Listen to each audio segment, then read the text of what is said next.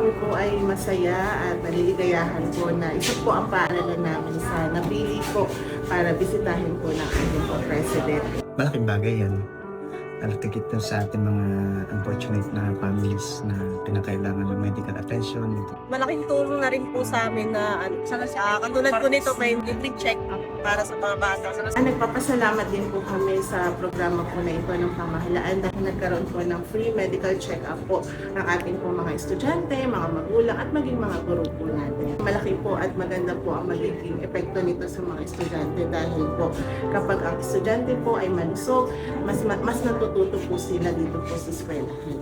Ganon din po sa mga guro. Pag malusog ang ating mga guro, mas na-execute po namin yung trabaho namin ng mas mabuti.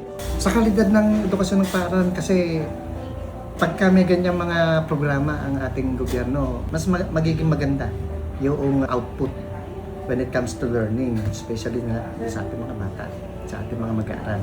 Kasi iyan naman talaga yung gusto natin, mapatuto, mapag-aral, mapatalino, kapaki-pakinabang yung mga future leaders natin. Mas maganda yung ma-check din sila. Tsaka tulong na rin siguro kasi malalaman kung empty yung bata, may kailangan na gamutin mo. Mas makakapag-focus sila sa pag-aaral nila kasi wala silang isip na kung ano man yung nararamdaman nila sa sarili.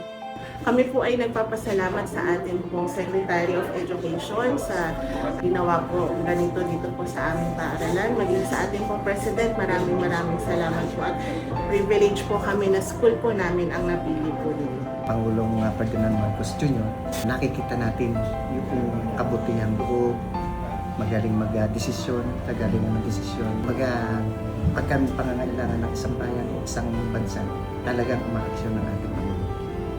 Thank you po sa programa na ito. Ganon din po kay Senator Angara. Thank you po kasi sa opportunity po na to na libreng check-up po para sa mga bata dito po sa Alas-Asin.